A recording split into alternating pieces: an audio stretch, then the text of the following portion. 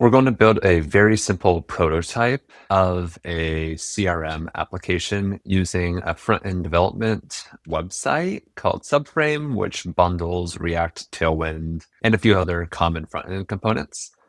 Supabase, which is a database and has some tools for backend. And then I'm just going to use Postman to help with my API calls. What I've done here is I've mocked up a few screens for my CRM. I want to start with the people side. And within here, what we have is you're able to start prompt with AI, design here, and then take these designs either as a full page or as individual components and export them directly into code. I'm going to pull that code here into the IDE. I'm using cursor, and then we're going to start mocking this up and prototyping it. Let's open a project. And we'll create a new folder. Today will be a CRM. I'll do. And then we're going to download the entire subframe package. I'll do that within the terminal. I'm going to pick Next.js, a React framework. And what it's doing is just pulling down all of the things that I'll need. I'll say yes to everything. So I agree with everything. Pull in the dependencies. Let's pull these components in. Everything is here. And then I'm going to then create a people page. So I've initialized, I've synced all the components. I will copy and paste this in. I will run the development server. And then, all right, TypeScript needs to come in. It looks like they already did it for me. Thank you. Localhost. Great, circuits there. And we'll head over to the people directory. And also, it looks like some of the font didn't come through, like Times New. But besides that, it looks pretty darn close to what we're seeing over here. I'll go into preview mode, you have the hover state pull through as well. Cool. Okay, so now that the front end is set up, I'm just going to kill alternatives. This one here in the CRM, we have super simple database, a people table connected to a company table. We're just going to connect the people table right now. What I'll use is something called Postman to grab all of this. So what we're going to do is we're going to take the endpoint. Okay, there's the endpoint. And from ChatGPT, we go to the old connection to Supabase and Postman. This is the project URL. Yep, there's the project. And there's supabase.co. And I'm just going to do a non right now. And then I'll say REST E1, and then give them the table that I'm trying to get to, which is called people.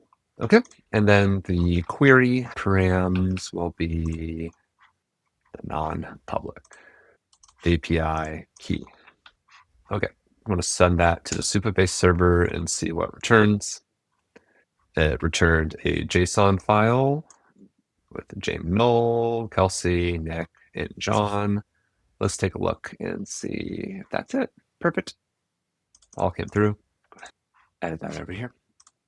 All right, which means that this entire endpoint can connect to this page. So I'm going to ask the agent connect Supabase to this page.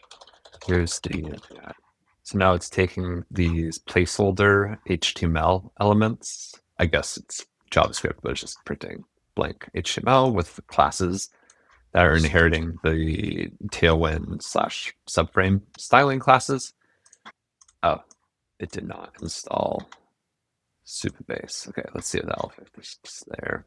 It actually probably the Supabase library. Okay.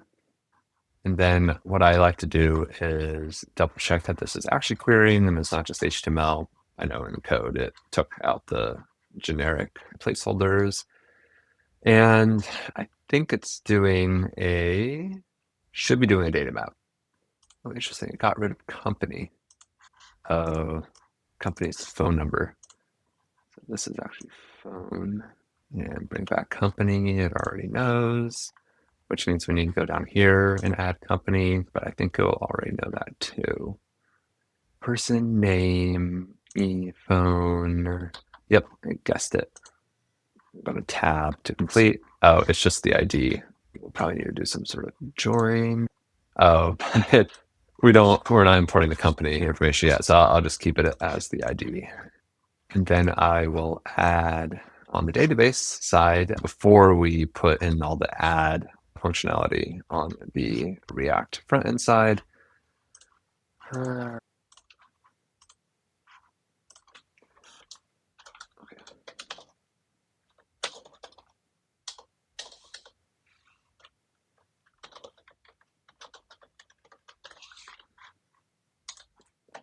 Okay, Subi.